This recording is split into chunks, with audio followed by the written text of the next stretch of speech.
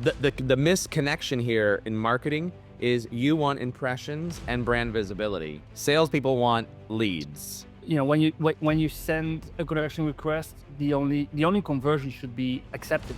Shut this email garbage down, right? And now we're lucky if we get a 1% response rate on email cold outreach. Where I think that people have the misconception that they write a profile for recruiters. Your clients won't care. Your next client will not care. The Modern Selling Podcast. Ladies and gentlemen, welcome to this episode of the Modern Selling Podcast. And I am so excited today because I've got my friend who you probably have seen on LinkedIn, more popular than myself. Yes, he is, Richard Blom. He is amazing. And more importantly, this is my go-to guy that I go to learn about LinkedIn algorithm hacks and all the latest and greatest changes in their algorithm. So, Richard, welcome to the show, my friend. Thank you, Mario. Thank you. And what a way to introduce me and to level expectation management. Well, you can take that clip and you can use that now in all your keynotes every time you stand on stage. Definitely. I will definitely. Nice. Well, Richard, obviously I gave a little background about yourself, but do me a favor, talk a little bit about your company, what you do, and then I've got a very special question that I want to ask you. Oh, cool. So my name is Richard Blom. I am almost 48 years old, born and raised in the Netherlands. I'm living in Spain right now. Jumped on LinkedIn back in 2005. Started my own training and consultancy agency in 2010, which started off as a broader social media agency. And almost 10 years ago, 2015, I decided to become a 100% dedicated LinkedIn agency. So at the moment, we are with 15 people. We provide training and consultancy to international clients who are looking to leverage LinkedIn for marketing, sales, brand awareness, lead generation, all kinds of success stories. You might be thinking, wait a minute, does Richard do some of what Vangresso and Mario does? Yeah, a little bit. We actually overlap on the sales side in terms of training and speaking.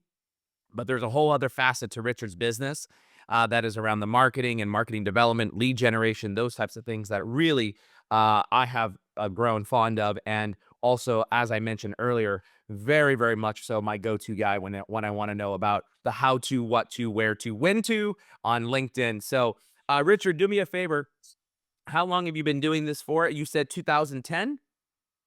Yeah, I started my agency back in 2010, but I really focus and specialize 100% on LinkedIn since 2015.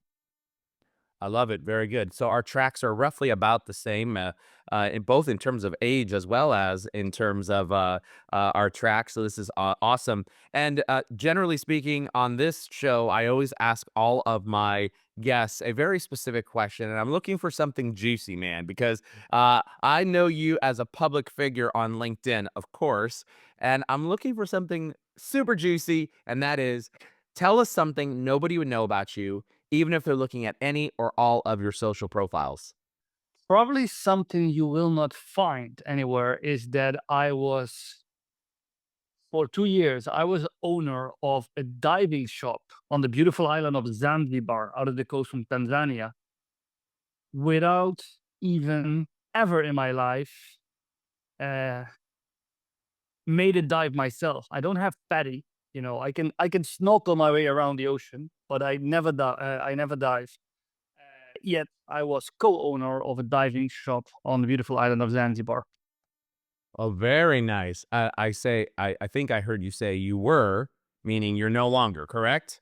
No, no, no, no. It was an adventure for 2 years, and then it was good to go again. Got it. All right. So I can't come to you for my diving hookup then on Zanzibar.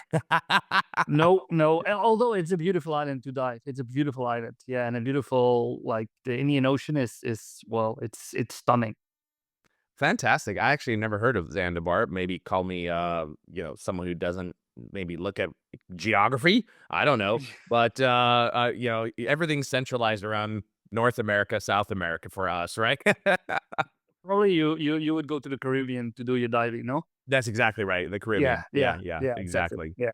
Fantastic. Well, listen, buddy, let's get into the meat of our discussion here. And I'm excited to spend some time talking about this. But, as I think about LinkedIn, not many people know how the algorithm works. And of course, LinkedIn doesn't publish any of this content. But what do you think are some of the key factors that currently influence LinkedIn's algorithm when it comes to reach and visibility of posts, which has happened to be one of the biggest challenges that sellers and sales leaders and marketing leaders are facing? Even myself, especially when I was doing fundraising for a period of about a year and a half, like I didn't have time to do much on LinkedIn in terms of posting thought leadership. And now I'm lucky. I used to get 100 to 400, 500 people liking my post. Now I'll be lucky if I get, I don't know, 50. So tell me a little bit about some of the key factors there. Yeah, so first, so you're experiencing a decline in reach, decline in engagement, which, to be honest, 99% of all users are experiencing. Okay, so especially the last 18 months have been very rough for organic content creation. I have my ideas and thoughts why LinkedIn obviously has different reasons that they officially communicate, but probably we'll get to that later on. If you look now at the LinkedIn algorithm and how it treats your content, how it could potentially favor your content, there are more or less three things that you need to take into account. So the first one is two important elements of the current algorithm, which is still dwell time. Okay, so how long are people spending on your post in the screen? So how long does it take to consume your content? And the second one is how many clicks does your content generate? So this also explains, for example, the popularity of document posts, carousels, where you have 10 slides. And if somebody wants to check every slide, he clicks 10 times on your post. That's basically the reason why they have been performing very well. And dwell time means the longer people stay on your post, okay, the more relevant LinkedIn values your content and the more additional reach they will give you. So hence the good results with video content, because if you share a 2-minute video and people watch the entire 2 minutes natively on LinkedIn, it means that they spend 2 minutes on your post. So that's the first category, dwell time, clicks. The second one, obviously, are the traditional social media engagement buttons. So how many likes do you get? How many comments do you get? How many reposts do you get? How often do people send your content one-on-one? The most important ones there are comments and instant reposts. Okay, so if you want people to help you to get more relevant reach, they need to either comment or repost instantly. A like doesn't do a lot anymore. And then the third one is what we call performance indicators, and they have everything to do with your own behavior. So how often do you publish content? Are you very consistent? How often do you engage with other people's content? The more you engage yourself, in return, LinkedIn brings you more traffic to your own post. But also for example, follower connection ratio. The more followers you have compared to your connections, the more relevant LinkedIn values you, the more additional reach you will get. So those are a few elements that influence the performance of your content from LinkedIn's point of view. So that's an interesting point there. I mean, I think it makes sense in terms of, how many comments, how many likes, how many reposts. That has always been tried and true what LinkedIn has used as a baseline for driving visibility to the post. That makes sense. Dwell time is interesting because in that particular regard, using things like carousels, I think a lot of folks have tried the carousels even as recently as in the last 30 days and still aren't seeing the dramatic difference or results that we're talking about. And you mentioned how often do you publish content? How often do you engage? Now, this one is interesting because if you just post a carousel one time and think that that's going to get the results, but you only posted one time, right? Or once every other week or once a month, talk a little bit about how the algorithm treats that. You could be having people do reposts on a post or comment. You could also have people going through a carousel. But how does this third factor that you just mentioned about how often do you publish content impact visibility? If you do these two but don't do this one, does that impact visibility still? Yeah, I do it. I think it does. Mind you, we have just directly uh, start talking about the algorithm, but and about how LinkedIn treats your content. But whatever content you produce, you can produce a stunning visual carousel or an amazing video. But if the content itself is poor, it's not relevant, it's not insightful, it doesn't matter which format you choose, it will still perform badly. So let's say we know what we need to publish, we know how to be relevant for our target audience. What LinkedIn and your network, your human network values is consistency. So I always say, like, probably one of the most asked questions is, Richard, in order to be seen as an authority, in order to be seen as a thought leader, how often do I need to publish a week? And I understand the question, but it's more about consistency than frequency. So, for example, if you have a week where you have less other priorities and you can create 5 posts, but next week you are not able to publish because you're busy again, and then the week after you do 3 posts, and the week after you do 0, that inconsistency will really, really make it difficult to see an increase in performance. So it's better, if you know that you cannot maintain 5 posts a week, it's better to settle, for example, for a frequency of 3 posts a week, but keep doing that for 3-4 months. 3-4 months, 3 posts a week will, first of all, train the algorithm to bring people to your profile and show your content. But secondly, it will train your human audience. For an example, timing is also a very important asset. Okay. I wouldn't advise people to time or to publish, for example, 10 o'clock in the morning, the day after 4 o'clock in the afternoon, the day after 9 o'clock in the evening. I would always, always go for a fixed time slot. So, for example, all my posts are published between 9 and 10 Central European time. And by doing that, you teach your audience, but also the algorithm, and that is peak hour for Richard. In that time, Richard post needs to be like featured in the feed of his network. So it's not only frequency, it's consistency and your timing. You need to find your best time to publish. Got it on the train your audience for when to expect some content. Do you believe that a fixed time slot every day at 9 a.m. as an example, or every 3 days or every 2 days, whatever the number is, whatever you have, do you believe that that helps contribute to LinkedIn saying, all right, we're going to give you more visibility because you're very consistent? Or is it more about your audience and who you have as a connected network that you're training them to be able to engage? No, it's definitely the second one. It's much stronger. So your human audience now is recognizing your moment where you bring new content to the platform. So they are like almost waiting for the content to engage. So for example, I know I can give you 10 names that if I publish tomorrow morning at 9 o'clock, I can give you 10 names, and they're always amongst the first 20 people to comment. And if for whatever reason I'm not able to publish at 10 o'clock, those are the same people that write me a message and go like, "Hey, are you okay? Because we didn't see your post." And their engagement. So you training your human audience to directly engage with your content when it's released on LinkedIn, that's the trigger the LinkedIn algorithm needs to start boosting your content inside and outside your network. So it's the human audience that triggers the algorithm to increase and expand your reach. And what if you use that schedule feature on a organic native post? Now, I'm not referring to a third-party application where you can schedule your posts out and using the LinkedIn sharing API, it automatically shows up on your LinkedIn feed. I'm not talking about that. So start a post right there on the homepage. You click on it, there's a little clock that's there that you can schedule something out. Does that impact negatively or positively reach? It depends. If you schedule the post because you are taking a longer morning coffee, meaning you're not actively on the platform when the post goes live, meaning you are not engaging yourself on other people's content, yes, it does negatively impact your reach.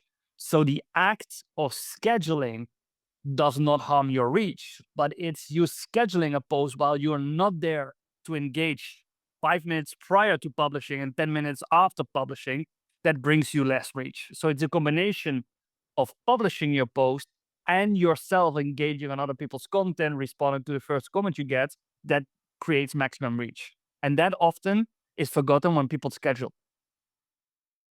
Yeah, because the scheduling is the easiness of being able to get content out, even though you know you may not be available. But to your point, perhaps you haven't logged in a few minutes before.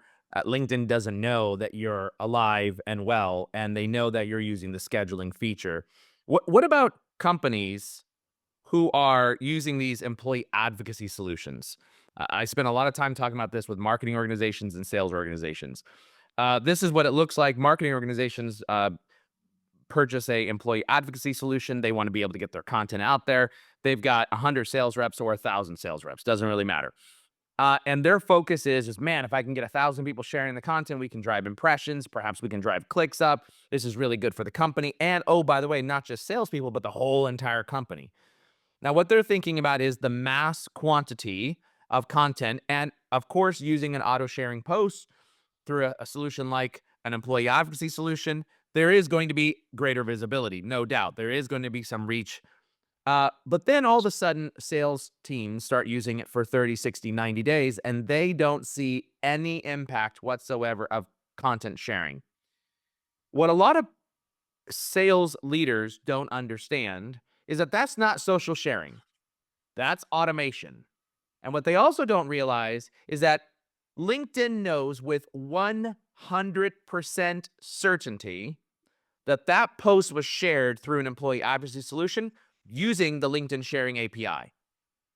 So, should salespeople not automate their content sharing using these employee advocacy solutions since we know that it doesn't get the best results and really turn to organic? Or what are your thoughts on that? Well, it's first of all, it's an amazing example. I think it's one of the biggest challenges that I came across last year with activating people within a company. And there's so much to say on this question. Um, First of all, if you talk employee advocacy, whether this is with 100 salespeople or with other employees, um, I have the same discussions. And the first question in every employee advocacy program should be, why should your employees care? Not what do we want you to do? Because most of those programs start like this. We want the individual power and the individual network of our employees by them sharing our boring marketing generated content. Excuse me, but it's like this, okay? But what we found out is that, and you already said it, people will maybe do it because they feel loyalty to the company. They will do it for 30 days or 60 days. And then they see, like, first of all, it's not fun.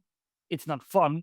I'm feeling like, I like a student. I've been giving something. I need to republish it. Job done. I cannot even think for myself. Second of all, it's not engaging. I don't see any results. Third, um, it doesn't help me to reach my goals. Okay, so if we flip the script and we start employee advocacy with the question, what do you as an individual salesperson want to get out of LinkedIn? And you say, for example, obviously I want to generate more leads, but also I want to be identified as a potential speaker for on topic events. Okay, so now we can start to help you marketing, ghostwriting, think about content. To enable you, we can also train you to write your own posts so you become an ambassador. And while, like, realizing your own goals, you're also contributing to more reach of the company. Okay. And this is something that you cannot do at the beginning at scale. This is something that needs to be hyper personalized to, let's say, a group of 10, 20 people. But I guarantee you, if you do that with them, they will fly, they will run. And the most important thing here is also this stage of LinkedIn savviness of your salespeople. I mean, and you probably come across the same, Mario. I sometimes still have salespeople in my training that never, ever, ever publish a post on LinkedIn. They want, but they just don't know how, okay, or they don't feel comfortable. Helping them with pre-written or marketing approved content via a social advocacy tool is fine, okay? Just give them the content, show them how easy it is, but at the same time, start educating them on creating their own content. So the marketing post or the social advocacy post can help them to become acquainted to, like, okay, how is it to be a content creator on LinkedIn? What's happening if I get a comment? How do I deal with positive comments, negative comments, those kind of things? But even more important is that we need to realize, and this is very important, that very rarely the content that is shared by marketing via Ampli advocacy tools is the content that realizes conversion. It's not going to happen. It's not the type of content our buyers are looking for. Buyers are looking to have a personal relationship with the seller. They want personal insights. They want to believe, trust, and see the seller as an authority. And you can never become an authority by only sharing marketing stuff via an employee advocacy tool. So I'm not saying the employee advocacy tools are not useful, but it's not the holy grail. Okay, you can use them a specific amount of time, but you need to also to combine them with teaching people how to create their own personal content strategy. Amen to that. Actually, it's funny. I have a keynote that I give, and and the title of that keynote, Richard, is "Why Sales Thinks Your Employee Advocacy Program Sucks." Oh wow, And that's and that's great. the misconnection here in marketing is you want impressions and brand visibility. Salespeople want leads. And so if I get in and share content, and to your point, I'm scheduling it. I'm not even on LinkedIn at that time. It's like crickets. Hello, hello, hello, right? Nothing happens with that content. And so marketing gets so frustrated in that they have a 30, 60, 90-day ramp up and everybody gets all excited and starts sharing content. All of a sudden, boom, it drops. Bam. Just major, massive drop, and you only end up having 10 to 20% adoption across the sales organization. And they're pulling their hair out saying, why?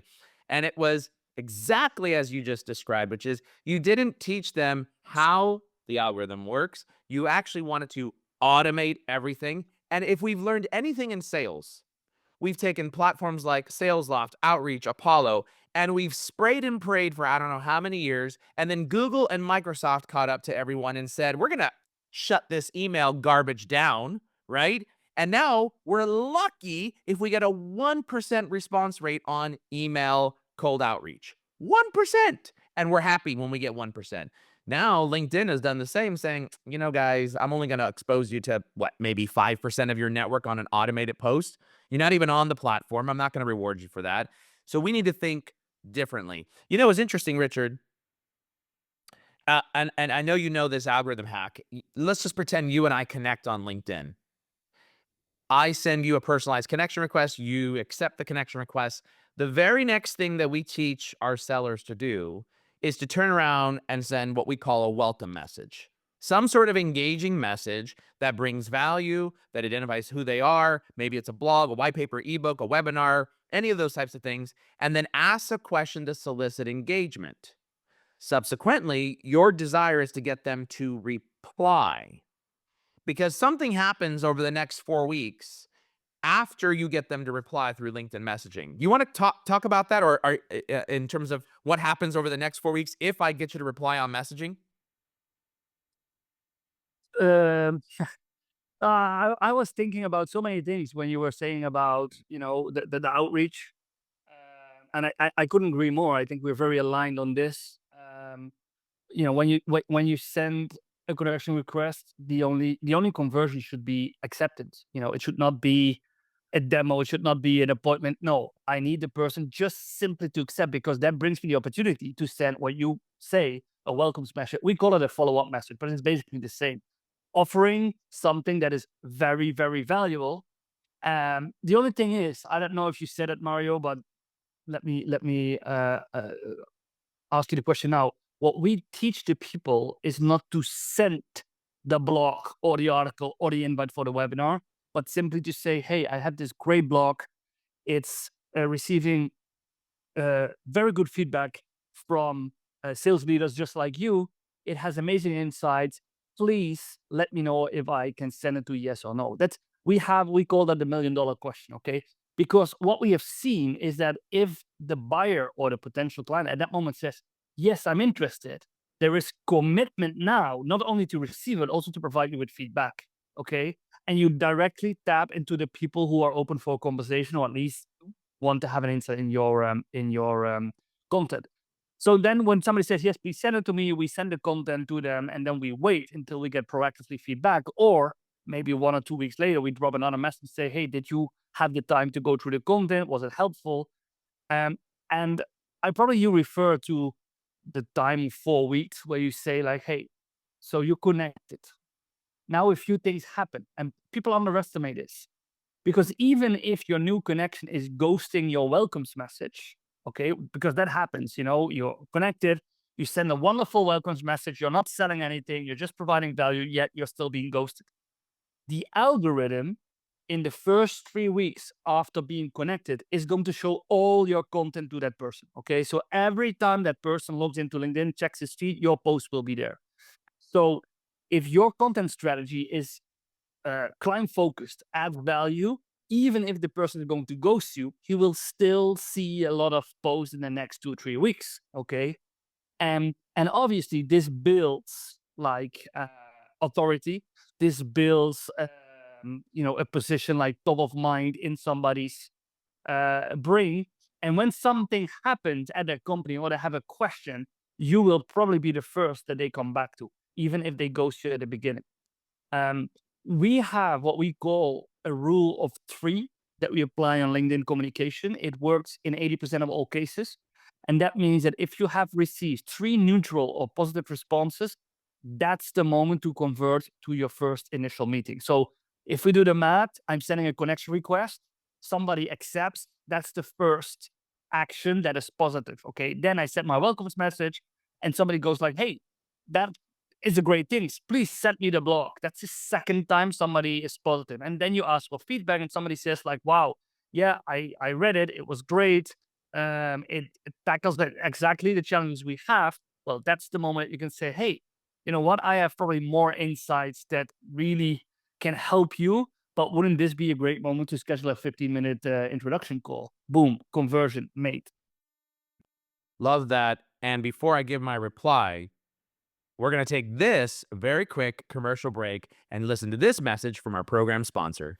Imagine having the power to identify companies visiting your website, track their behavior in real time, and seamlessly integrate it all with your CRM. Leadfeeder is not just a tool, it's your secret weapon for efficient and targeted lead engagement. What sets Leadfeeder apart? It's the ability to provide detailed insights into visitor behavior, helping your sales team prioritize efforts and close deals faster. With customizable notifications and lead scoring, Leadfeeder is changing the game. Ready to revolutionize your approach to leads and deals? Head over to leadfeeder.com for your free demo today. That's LeadFeeder.com. Leadfeeder.com. Don't miss out on the future of successful lead generation with Leadfeeder. All right. Right before that program sponsorship message by our sponsor here, we were talking about the power of connecting, a follow-up or welcome message sending, bringing value, and the benefit of that. And you talked about the next a few weeks after that connection. So we're in total sync. What we've seen is about 4 weeks after that connection that your content will show up. And to your point, top of mind is really important. And here's what I don't think sales leaders recognize and sales reps. Look, if I'm selling to you, Richard, I want my content showing up in your newsfeed while you're sitting on the toilet going through your newsfeed or going to bed and you're scrolling one last time to that social newsfeed. I want you to see that. And so if reps understood and if leaders understood that a personalized connection request leads to a connection or a connected follower or connected individual, and I'm supposed to send them some sort of follow-up or welcome message, and I'll touch on my answer whether or not we agree of sending out links or not links or asking permission-based questions like you did. Nonetheless, you're asking a question to solicit engagement, and you and I are in violent agreement on that. You want to get that person to respond. Then if you do those things and they respond, then your content will show up in their newsfeed. But if you're not publishing content, then you're missing the entire gamut of the value that LinkedIn brings to you. That is the gift that keeps on giving. And I like to think about it this way. I illustrate it this way, Richard. If you're going to send a sequence of messages in a series of, let's just say 20 steps, and inside those 20 steps have, I don't know, 7 emails. The whole purpose of sending 7 emails is so that you can stay top of mind. Top of mind to that individual, and hopefully something that you're sending gets them to respond back. Well, LinkedIn works the same way on social. If you do those steps that you just mentioned, and now your content is showing up in their newsfeed, you're staying top of mind. And here's the value: 2 channels are now working for you: email, social. Add in a third channel, voice, text, video, whatever you want. Then you're going to have this omni-channel approach to engaging with your buyers. And that is so critical. And it's very sad to see that when marketing organizations want to roll out a reason for you to share, it's all about brand and click. The seller could care less about what your brand does and or the clicks that you're driving. Maybe a little bit about exposure for brand, but it's not what feeds their family. What they care about is, can I convert someone into an appointment? And that's where we need to focus our sharing. And we take that one algorithm hack that we just talked about right there. That one thing, that's the aha moment that we found. The reps were like, oh my God, then why am I in my cadence? Why does my cadence have connect with your buyer on LinkedIn and not have share some content, at mention, engage? Why does it have that and not have the connected tissue? And that's where I think one of the big challenges are at in the marketplace right there. That's super helpful. But I want to transition into, we've talked about the algorithm. Let's pretend for a moment, Richard, that everybody hearing this has said, Richard, got it. I didn't realize this connected tissue that was going on between connection, follow-up or welcome message, and publishing content. They're hearing it now for the first time. Now they say, I'm having a problem with publishing content. So we did a time motion study, Richard, that identified the length of time, the average length of time it took a sales rep to write a social media post.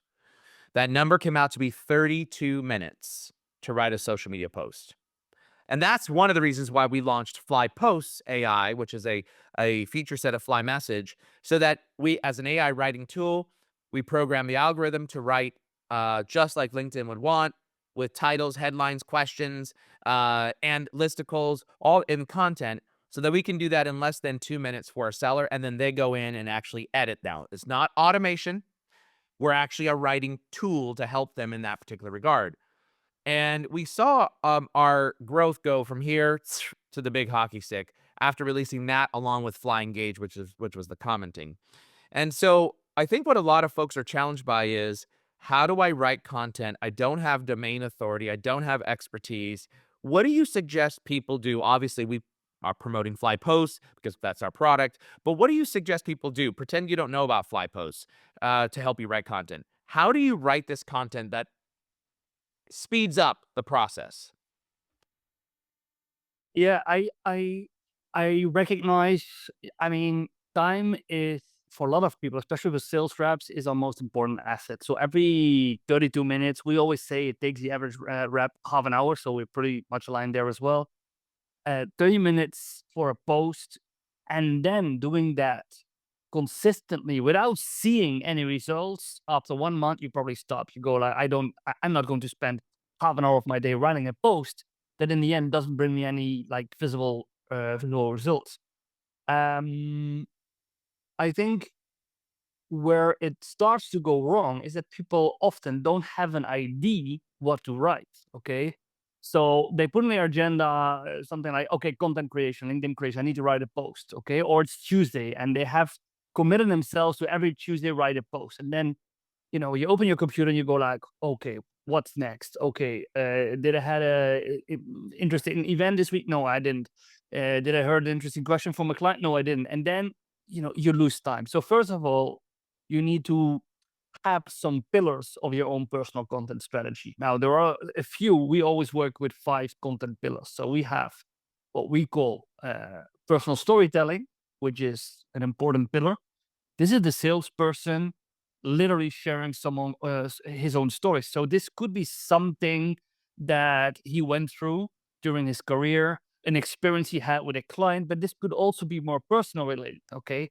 The goal of that pillar is not conversion.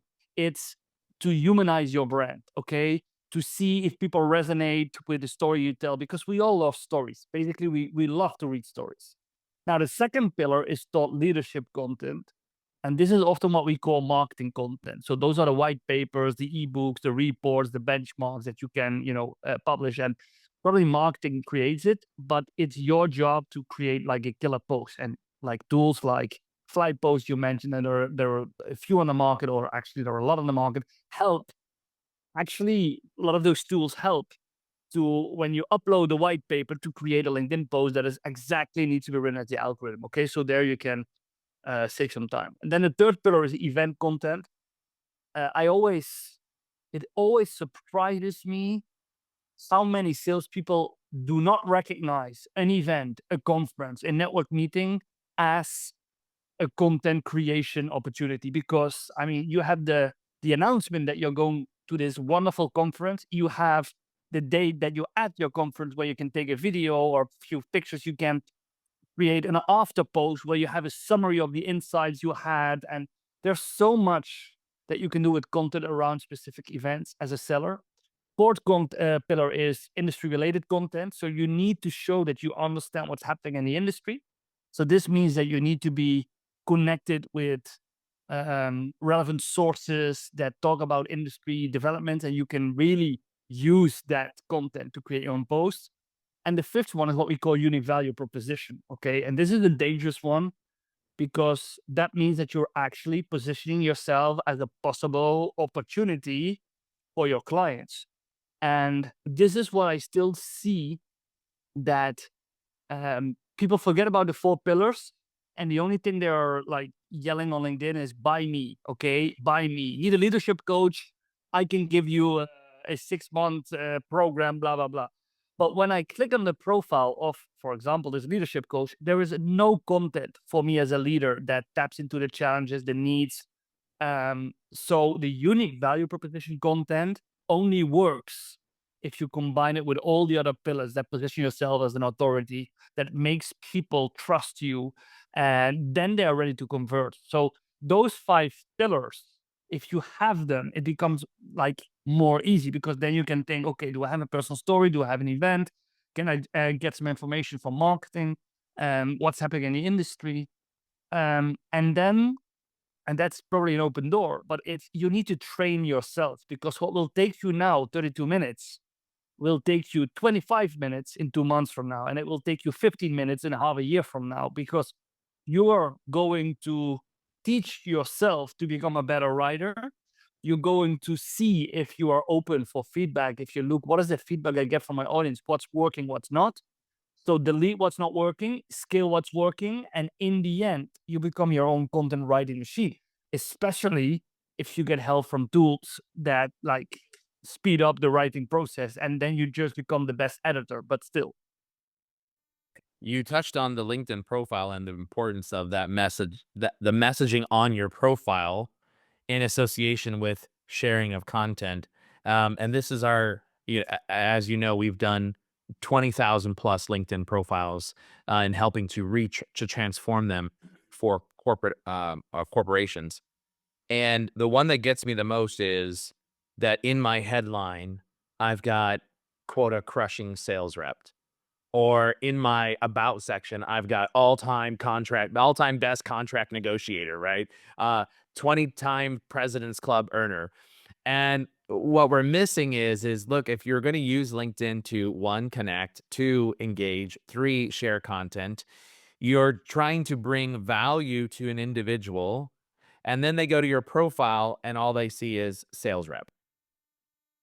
So this is a pretty big problem. Can you explain how a well-optimized LinkedIn profile combined with a strategic content approach can help salespeople stand out to clients? yes, I can. And the most funny profile I had when it comes to a sales rep, it was actually a sales leader. In his about section was literally that he wrote that he was seen by his network as a pit bull, if I bite, I won't let go until I seal the deal. And I was like, what the hell? What do you think that your prospects will think about that? Like, this guy is going to bite me, and he will not let go before I sign the contract. So this is like perfect examples, like the quota crusher, where I think that people have the misconception that they write a profile for recruiters. Or maybe it's not a misconception. Maybe it's just that they want to be there for recruiters. Because in all fairness, those things where you use your profile from a sales point of view to pat yourself on the back with, revenue increase, landed 80 plus new corporate clients, your clients won't care. Your next client will not care. Recruiters love it, and they will probably headhunt you and try to get you another job. So that's the first decision that we need to make. Are we going to write a profile for recruiters, or do I want my profile to work as an accelerator in building trust and convincing potential clients to reach out to me? I think it should be the latter. So if that's the case, then you have two target audiences. First one is your client. Second one is the algorithm or LinkedIn indexation or Google, call it whatever you want. It's okay. And there are some big differences between those two target audiences. People don't read anymore. Okay. They screen, they scroll, they skip, they scan, they don't read. Okay. So we literally take like 12 seconds, 15 seconds, and then we make a decision to connect with you, to follow you, to send you a message on LinkedIn as a client to a potential vendor. Um, the second target audience, um, the algorithm reads word by word, and based on the keywords on your profile and the relevance, they will publish your content and your profile higher in the search ranks. Okay. So when people tell me what is the most important target audience, humans or algorithm, I always say algorithm, because if the algorithm doesn't put you on the first place of the ranking, but you're on page 88, the humans will never find your profile. Okay. So that's very important. So first of all, think keywords. Okay. Think keywords. The more relevant keyword, and think inside out. Okay. Because I also have examples of companies working with specific names for their products and services, but then the client already needs to know those names, and their whole profiles were full with those internal use names for their products. And no, you need to think Google. What are 10 words that my client Googles if he needs to talk with me? Maybe he doesn't know me yet, but he needs to talk with me. And those 10 words, they need to be in your about section, in your skill set, maybe in your work experience. Okay. And then secondly, optimize your profile for the human audience, which means first impression, profile picture, headline, background picture. Okay. They are often very underestimated. Your profile picture creates trust. It makes you look like a human. Your background picture should have added value, social proof, unique value point position. Okay. So a corporate logo will not do. Okay. Because that's just a logo. Then your headline should be customer centric. It's nice to have, I'm a CSO at company X, or I'm an accountant at company X, but what is it that you do, and who's your target audience? Then your featured section, customer centric. Okay. Highlight any type of content that position yourself as an expert in your industry. This can be like external interviews, external podcasts, you being on stage in a big event where you're talking about the industry. But you could also list some low commitment offers. Okay. Where can I sign up for like a newsletter of your company? Where can I book a free consultancy call if that is what you offer? And then your about section, probably the most important text section on your LinkedIn profile, because that's probably the only section people might actually want to read. Make it customer centric. Have a good introduction of yourself. Talk about how you have become the expert you are today. What is it that you have to offer, and how can your clients benefit from this offer? Okay. So if I say I have been a LinkedIn expert for 15 years, I help sales teams to get more leads, then I need to also make the translation in my about section. How can you benefit from my knowledge? And you can do that via this. So now I have a very easy to read, understand, and digest about section that directly speaks to me as a client. And at the end, I have a call to action where I say, hey, if you want to know more, call me here or send me a message here. So everything you do needs to be with your customer in your mind, and focus on first impression, featured section, your content, and your about section, maybe your current work experience. Anything else, you can optimize it, but you get 95% of your clients making decision on those 4 profile elements I just mentioned. Amen to that. Now we're coming up on time here, Richard, and I'd like you to do a very quick rattle through of some of the biggest mistakes that you see people make on LinkedIn when trying to increase visibility and engagement. What are they?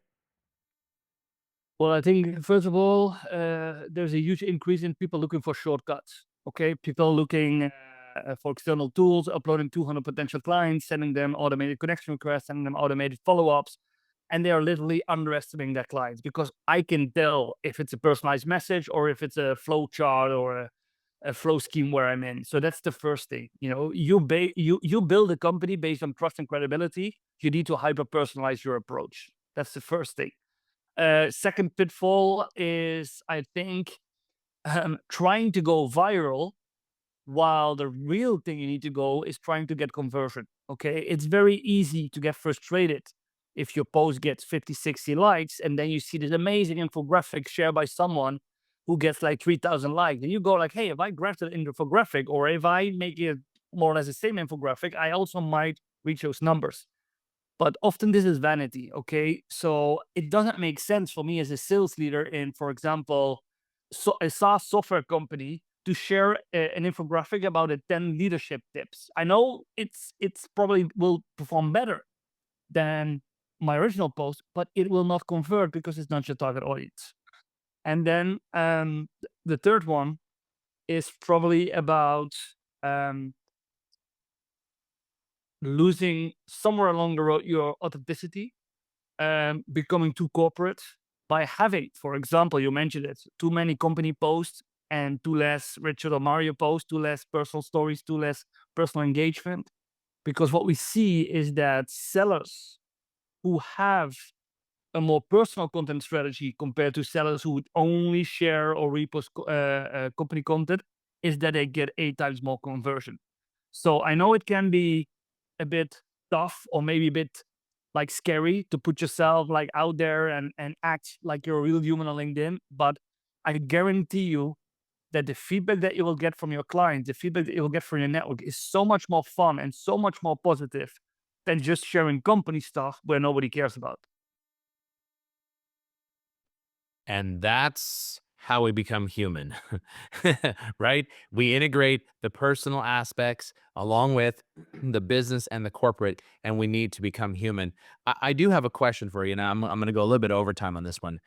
I'm very passionate about this subject, and I'd like to hear your response. And I don't know if we're in agreement on this. Maybe we are, maybe we are not. Let's find out. There are a lot of influencers that are out there that keep telling sales reps when they connect, don't send a personalized connection request. Just hit the connect button and allow the connection to take place. What are your thoughts on that? So I have thoughts and I have stats. Okay, so let's start with the stats. So a personalized connection request on average gets a 64% acceptance rate. Okay, personalized. No, it's not true. 47. Sorry, 47%. Okay. A non-personalized connection request gets 56%, higher than a personalized. The problem is with this research was that when we talk about personalized connection requests, we included all the shitty ones, the badly personalized. Hi, Mario. I see we have 3 mutual connections. We both work in the leisure industry. It doesn't do anything. It's personalized, but no, thank you. If you look at the hyper personalized connection request, which means, hey, Mario, I just saw your last show at Vingresso, really amazing topic on that gets almost an 80% connection request. Okay. So it can be true that in some cases it might be better to send a default connection request, but that also depends on the authority of your profile. To give you an example, I've noticed that if I cannot find a hook on a sales leader's profile and I really want to connect with this person, it's better to just go and hit default than to try and to create a very that is a facade or doesn't have any value or is exactly. Yeah. or is fake. It's like it's not authentic. It's fake because I'm really looking for a hook. So whenever I go to a profile of a sales leader and I check the content, non-existing. I check the featured section, non-existing. I check the profile for mutuality, non-existing. I'm not going to create a hook that doesn't resonate. No, I just hit default. And I noticed that on average, I get a 70% acceptance rate because when people come to my profile, just like yours, they see, hey, this guy understands their business. This guy understands sales, and I might be able to learn from this guy. But if, again, your profile still looks like a resume, if you're a seller, and then you hit the default connection request, you get a very, very low acceptance rate. So it all depends on the authority, your thought leadership on your profile. And then it also depends what is it that you're going to use. Because we haven't discussed this, Mario, but I get every day around 10 connection requests. I'm not exaggerating, that are personalized, but that go like, "Hi, Richard, I just saw your company just connected. I wonder if you need a new app for your website because we have an exciting team that can build your. When will it suit you to give you a demo?" And I go like, you know, pitch. It's personalized, but it's a pitch. So no thanks, you block, go away. Okay, so when we say personalized connection requests, we have a lot of different tastes in that. And I would say hyper personalized, authentic, yes. If you cannot find that, if you cannot do that, and your profile has authority, you are able to go for default. I love what you put there in terms of some categories. And I absolutely loathe the pitch slapping that happens on a connection request. We're in violent agreement. It's interesting because I see some of these influencers saying, I get a better response when I don't do a connection request. I get a higher throughput. But here's the problem. That is the stupidest advice that any influencer can give. Why? Because you're a public figure. Of course, you're going to get the higher connection request because people are going to go to your profile and they're going to see you have X 100,000, 200,000 plus followers, that every single post of yours has gone viral, right? Like that makes sense that that's going to happen for you. But for the average BDR, for the average sales rep, for the person that is 35 and under, who's got a very small network and hasn't optimized their profile, that's not going to happen for them. And this is where I just feel so passionate about that advice is such bad advice to give. And I would even argue, Richard, I love what you put in terms of categories and how you might just do a connection request if there's no a content or a hook that they can find off the LinkedIn profile. But I would argue that even prior to LinkedIn, when we had to look at finding what I call the big fish on the wall. What's the big fish on the wall? You walked into someone's office, you're looking for the fish to say, "Oh, Richard, where did you, go fishing at?" Or "How big was that fish?" Or "Oh, I see your family. Oh, you've got 2 kids," right? So you're looking for something that is to start that conversation when you walk into someone's office. Now, we think about this prior to social, we had email. We had to think about this type of information when we sent our first email. What did we do? We went to the 10Ks. We went to the public reports. We looked at industry news. We saw announcements that are happening that would affect potentially this organization or this buyer, and we use that information. So the same thing in my mind happens on a connection request. And I think what leaders have gotten really smart to is that a seller's been emailing them, they've been calling them, and now they're sending a connection request without any personalization. And they're going to protect their network because I don't want to be pitch slapped as soon as I say accept, right? So we still have to do that homework, even if, in my opinion, even if there's nothing on the profile, which absolutely happens depending on the target buyer that you're going after. You're still going to go out and grab some industry information or news, and you're going to reach out and say, "Hey, Richard, I know that we haven't spoken yet, but I wanted to be able to ask you some questions around this announcement that's taking place in the banking industry and see how it impacts you guys. I'd love to be able to connect, learn from you, and have a host a discussion or bring this value to you," right? Something of that nature. So at least you're being upfront about it, and you know that you're trying to bring value in something that is that hook. The other thing too is that leaders have gotten really smart. If you look at my profile, this is what we teach all of our executives in the companies we work with. My profile says Mario, period, in the first name field. So what inevitably happens? I get the And 50. Mario, period. Hey, Mario, period, comma. Mario, period, comma. I love it. Or here's another one. Hey, no data.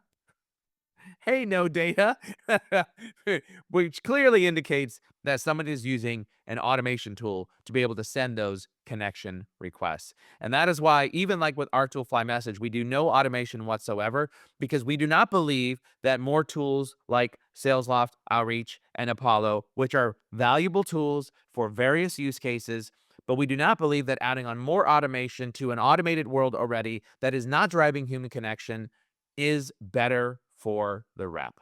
So, anyways, we're pretty closely aligned there in terms of our thought process on connection requests. This has been a valuable discussion. We went a little bit over time, and I hope all of you guys found some great value. But Richard, do me a favor. If someone wants to connect with you, what's the best way to connect with you? Is it follow you on LinkedIn? Is it email? Or what's the best way? Oh, probably still following me on LinkedIn. You can also send me a connection request. Unfortunately, I hit the 30,000 connection limit, which means that if I want to accept you, I need to kick somebody else out. So I will only do that if the connection request is personalized, is motivated, and I think, hey, this makes sense to accept you. If not, you're welcome to follow me. I publish 6 times a week. I try to give as much insights as possible. Like Mario, you said that you were very happy with my insights, and I guess that all my new followers will also be that. So yeah. And if you're not following Richard, make sure you follow him. That the content that he brings out is really super valuable. I love all of your carousels. I love all the content that you put together, Richard. I do have one last question for you, and that is your all-time favorite movie. What is it? The Usual Suspects. The Usual Suspect. Who's that with? Who? I don't know if I know that. Del Toro, Kevin Spacey. You haven't seen it? No, okay. Truth be told, one, I don't remember names of movies and hardly any of the main characters. So, but I do remember movies. So if I started watching it, I may say, yeah, I watched it, but I don't remember the other stuff. I don't even know if it's end 90s or start of 2000, but I like movies that have constant plot twist. Like you think, hey, I figured this out. This is how it is, and then they switch the plot. You go like, what? I didn't know that. You have that with Sixth Sense, for example, with Bruce Willis, where you discover along the movie that he's dead. You go like, what? But The Usual Suspects is even like, it has so much amazing plot twist that I really loved it. Well, there you go. The Usual Suspect. Everyone go take a look at that. And hey, don't turn that dial quite yet. We've got this very important message for the Modern Selling Nation. Thanks for listening to the Modern Selling Podcast. Please do me a huge favor and give the Modern Selling Podcast a 5-star rating and review on iTunes. Oh, and don't forget, if you'd like to save 20 hours or more in a month and increase your productivity, go right now and download Fly Message, that's flymsg.io, for free. It's your free text expander and personal writing assistant. Hey, thanks for listening in, and until the next episode, good selling.